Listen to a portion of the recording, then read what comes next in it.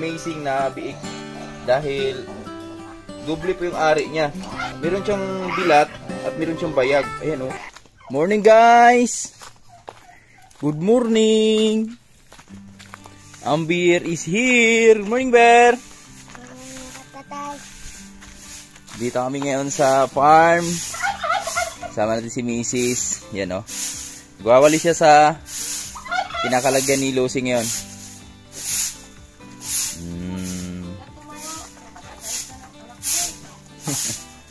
Tayo siya. Yan. Makakalap dito mga kaboys. Gawa nung nagpalit kami ng bubong kahapon. So nakaraan kasi bumili ako ng yero, 5 piraso. So kinapos, dinagdagan namin ng 4 kahapon. So di na namin tinuloy dito. Gawa nung palitan po siya ng hawak. Ito yung hawak. So papalitan pa namin to bago namin ipagpatuloy yung ating ng yero pagpapalit yan. Bago niyan dyan. Yan, kita natin. Para si Lucy, hindi siya maulanan kasi gawa ng kakaanak lang niya at may low pressure na namang parating. Yung tropa ni Missy, si Wilma. Wilma? Morning, my loves! Good morning, mga kabords. Yan, kabords! Uy, asa man ka paingon? Yan lang, ilipat siya. Bapadili yan. Hindi ito baby ba? Siyempre, nagagala na sila. At mga boards, yan, papasindihan nyo na dahil di natin na di talaga maiwasan. Yan. So yung nakaraan, yung aming biik ay 15. So nabawasan talaga siya ng isa. Yan. So 14 na lang. May alay talaga. May alay talaga. May hingi talaga. Pero salamat pa rin sa mahal na Panginoon. At mga boards, meron pala akong gustong i-share sa inyo. Ito yung isa sa mga for the first time sa buong pagbababoy namin, ngayon lang namin nakaranas ng ganito. Lab, video nga saglit, Lab. Papakita ko lang sa'yo, Lab. Sama na, lab. Meron akong tropa dito eh. Saan ka na? Lumaki na. Maliit na yun eh.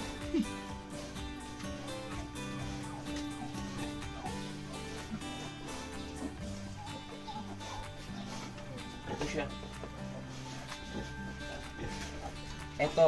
Ito yung kakaiba. Amazing na biik. Dahil doble po yung ari niya. Meron siyang bilat at meron siyang bayag. Ayan oh. Kita nyo, di ba? So for the first time, ngayon ako nakita ng ganito. Kaya nagulat ako nakaraan. Maliit, sobrang liit niya nakaraan. Ngayon medyo lumaki na siya kasi dual sexuality. Ano na siya ngayon? 3 days na sila ngayon simula nung panganak eh. Anong tawag doon? Dual citizen, dual sexuality. Pwede nangyayari pala yun no, mga kabords, no? Ikaw, Frank. Kasi sa tao, ang nangyayari, yung pagkatao mo lang yung nababago. Pero yung ari mo, iisa lang. Halimbawa, babae ka, gusto mong magiging lalaki, di magiging tomboy ka lang. So, ang ari mo ay vagina pa rin. So, sa lalaki naman, pag gusto mo maging bakla, pag gusto mo babae, magiging bakla ka. Pero yung gender mo ay, ano bang English sa ano? Penis. Ha? Penis. Penis? Yan. So, ganun pa rin yung ari mo. So, pero alam ko meron ng recorded na meron ganyan, dalawang ari mo. Meron ng taong ganyan. Meron ng ganon? So, ngayon lang kita talaga ng ganyan mga board. So, na-share ko lang sa inyo kasi baka sa mga kapwa farmers dyan, tulad na nagbababoy. So, siyempre, baka makaranas din kayo ng ganito. So, at least, hindi na kayo magtataka dahil nangyayari talaga pala siya. So, ngayon, baka mamayang hapon, itatanong natin si Cool Regine, baka papunta si Cool Regine mamayang hapon kasi pang 3 days ngayon, mag-apply siya ng iron, tsaka vitamina dito sa ating mga biik. So, every 3 days kasi, simula nung pinanganak, apply ng iron yan. So, ganun ka lupit yung ating nagbabarako. So, updated siya sa mga vitamina. Tapos, after 10 days naman, kapon siya. Tapos, apply naman ng Bilamil naman yung binibira niya. Tapos, after, 20 days, 25. Follow up ulit. Iron, tsaka ulit. Bilamil, pinagsabay na. So, ito na yung mga biik natin. 14 na lang sila. Ewan ko kung ilan yung ba lalaki dito. Tingnan natin. Kasama yung ano double yung ano, ginger. Double yung parang 3 lang yung lalaki, 4. Ito, 1, 2, 3, 1, 2, 3, 4, 5. Ito, babae. 1, 2, 3, 4, 5. 6. Pang-7 yung ano, pang-7 yung double, yung ari. Ayan si Mrs. Tapos na maglinis. Malinis na. Salamat. Tapos, dito kami natutulog. Kagabi mga birds, salita kami ni Tatay Rayot. So, si Tatay Rayot, umalis kasi ng mga madaling araw. So, sabi ko kay Tatay, gisingin na lang ako. So, si Tatay Rayot yung naka-duty dito kagabi hanggang madaling araw. Tapos, pagdating madaling araw, ako naman. So, mamayang gabi, ganun din ulit. So, tiyagain talaga namin to mga birds. Kasi, blessing na yan eh. Ayan oh. Yan, super blessed namin kay Lucy mga birds, napakabait. Ito naman kay tatay oh. Si Tisay. Mukhang ano eh, Buddha Prabuyag eh. Laki pa yan. Sobrang laki niyan. Yan oh.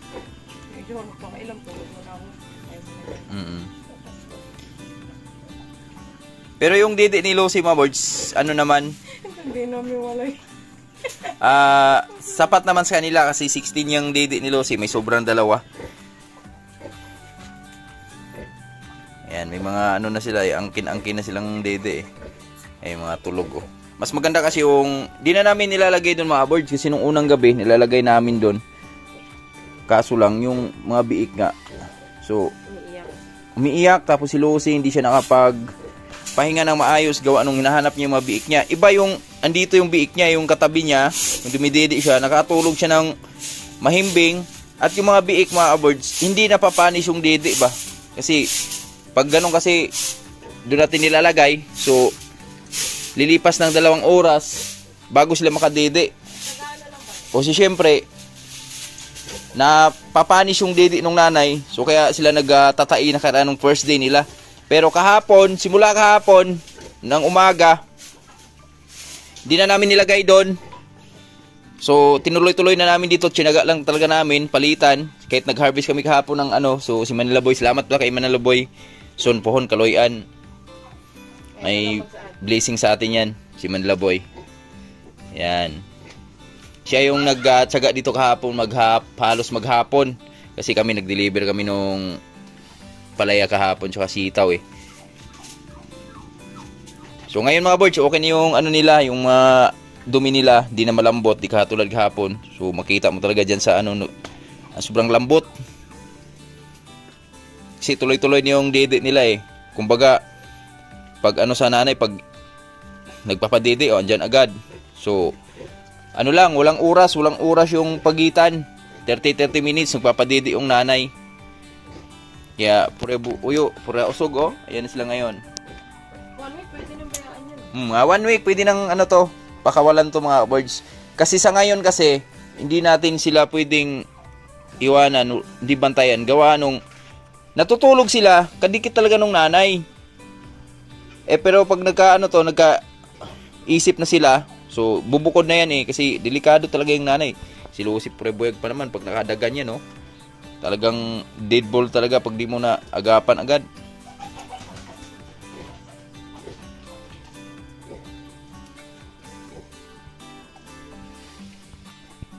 So dito lang kami, tiyagaan lang kami dito mga birds. Blessings na to, blessings. Thank you Lord.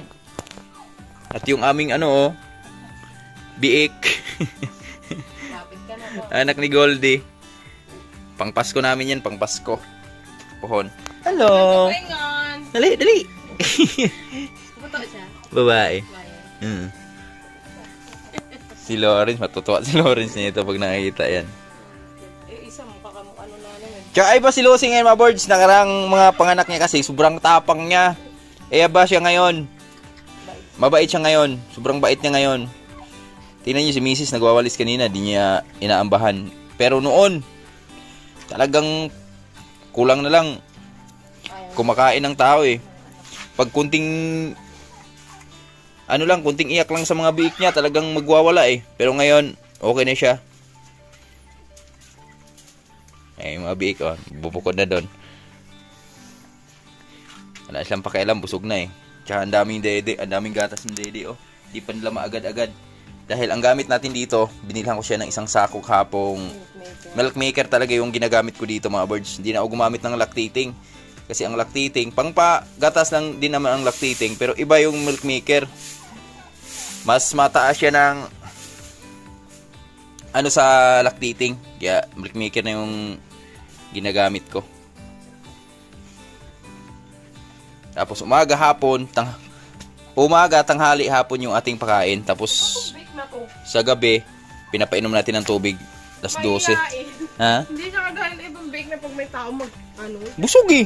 Laging nagbusog. Ano nga ba? Ganun ang laging busog. Mga boards, good morning. Dito tayo sa taas ngayon dahil pupuntahan ko lang yung tubig. So, si Manlaboy na pinabantay ko dun sa mga biik natin kasi maglalaba daw si Mrs. Alright. Dito naman tayo sa napakagandang tanawin. At dito pala si Jolly, oh. Ay, si Julie. Hello. How are you today? Bait ka ngayon, ah. Tropa tayo ngayon. Si Jolly ay buntis na rin siya. Yun yung tiyan niya. Kita natin medyo lumalaki na kaunti. Ano rin itong tiyan na ito, mga birds. Ang tiyan ni Jolly ay nasa 5 months na. Kaya abangan natin ito, mga birds, dahil ang ginawang dito, proseso sa pagkakasta ay EI. So magandang magandang lahi yung in-apply namin dyan kay Jolly Brahman. At dito si Marco. Ay, tali ka na. So nagdala na rin ako ng sako, mga boys, dahil sayang din naman, dito na tayo sa taas eh. Ayan, tulad nito, makakita tayo ng mga pera.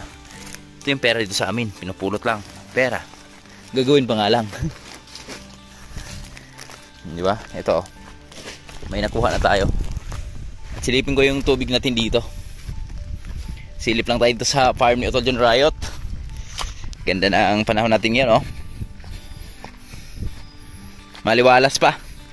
Hindi pa nagparamdam si Bagyong Wilma. Silip tayo dito sa farm ni Utol John Riot na coming soon. Baka sa sunod na taon, pag ginabayan. Ito naman yung ating next target. Kalabasa. Lawak na ito. Oh yeah. Shout out kay Utol John Riot. Ang lawak ng area. Siguro kasya dito yung isang lata, yung malaking lata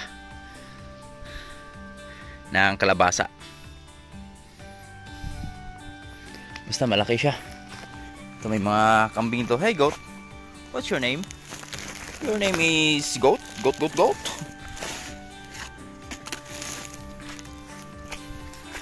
Dito na dumaan, gawa nung meron kasing panibagong fish pan dito sila 14.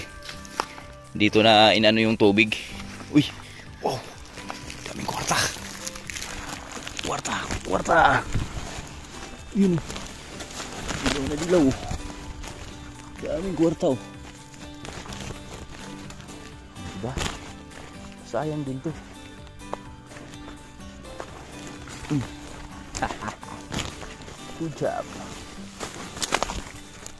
Good job, oh. Laki, oh.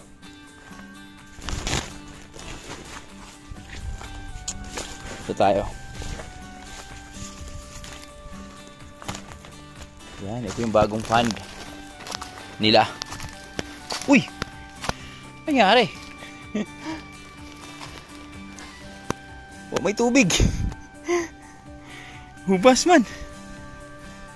Kaluoy.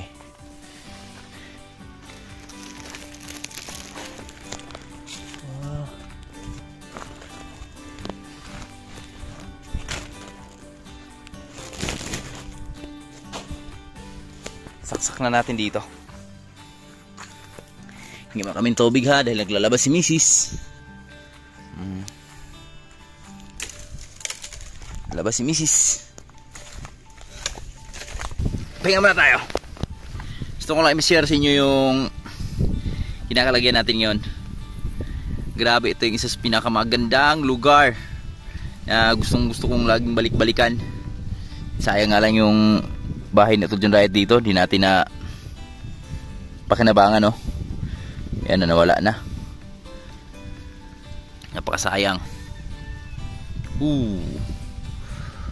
Grabe, napakagandang lugar. Nakatanggal stress talaga pag andito, ama boards. Yan, no? Simoy pa lang ng hangin, yung umahampas sa'yo ba, napaka fresh.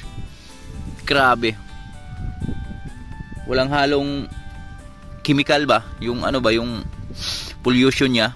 Napaka fresh talaga yung pollution dahil ayan o, walang kaamoy-amoy, sariwang sariwa yung hangin na nalalanghap natin ngayon. Ganito pag nasa probinsya, napaganda talaga. Ayan, i-share ko lang sa inyo dahil wala yung tubig doon. Pupuntahan ko doon sa kabila kay Tinene. Yan o. Wow, ganda ng luhat, man. Ang ganda. Oh, naararo na pala dito ha.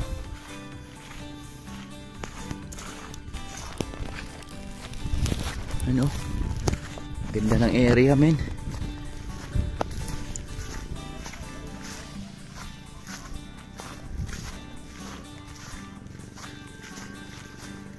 Ganda ng area. Wow, magtatanim na rin si Tinene dito ah. Okay, tatanim niya dito. Paararo siya.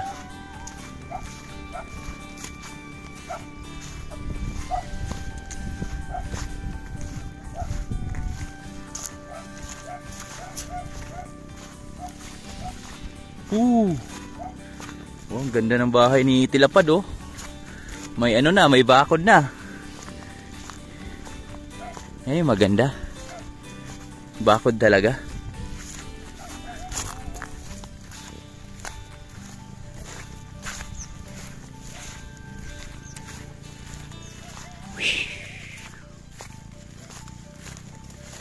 Grabe yung bahay, no?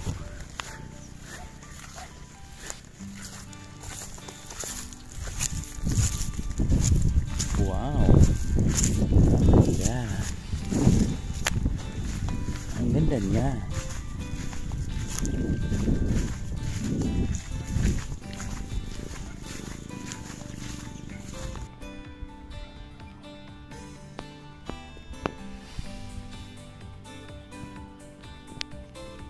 Mga birds, dito tayo sa baba. So tapos na mag ano sa tubig. At ito na yung duhat na nakuha ko. Yan, medyo marami din. At kita nyo naman mga birds oh, gaano kaganda yung lugar natin oh. Wow. Yan, kitang kita yung ating farm gun. Siyempre yung aming munting bahay, tree house. At siyempre meron ding bahay ni Bruno. Siyempre yung ating mga kalabasa. Yan, kita natin dyan. Yan oh. Ganda tingnan. Ang ganda tol. Oh, diba? Right, let's go. Grabe kasi yung init ngayon. Bumabawi yung init nakaraang tag-ulan. Yan. Kaya kita natin napakaganda ng ating mga tanawin. Green na green. Yung mga damo.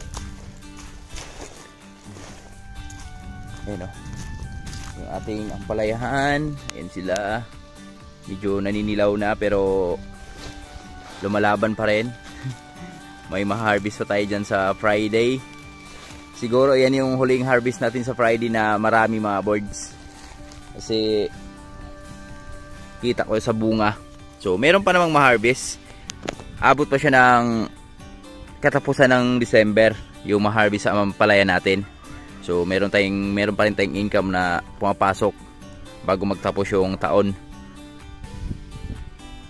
Tapos abangan nyo na lang. Tapos pagkatapos yan, dyan natin i-reveal yung ating kinita dyan sa ampalaya, kung magkano pinaldo natin dyan. Tapos yung aming mga kalabasa, by January din yan. January, yan. Salubong sa taon yung aming mga kalabasa pag ginabayan. Alright, thank you Lord, thank you. Thank you sa taon na to, na yung pinagkaloob. Yan, medyo sinwerte tayo ngayong taon na to. Sana palarin pa tayo sa mga susunod na taon na dating sa buhay natin, no? Awards, syempre ang isa sa pinaka the best dyan, binigyan tayo ni mahal na Panginoon ng malakas na katawan, malusog sa mga aking pamilya, mga anak, magulang at iba pa. So dito na tayo daan. Balikan natin si Manaliboy dito. Okay. Duwat ah.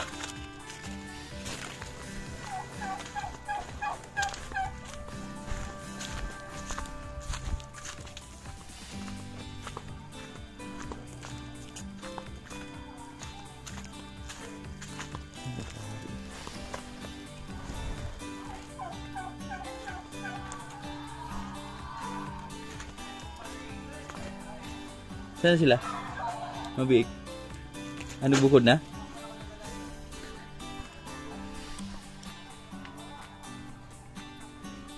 Ito sila oh. Mas Maliboy oh.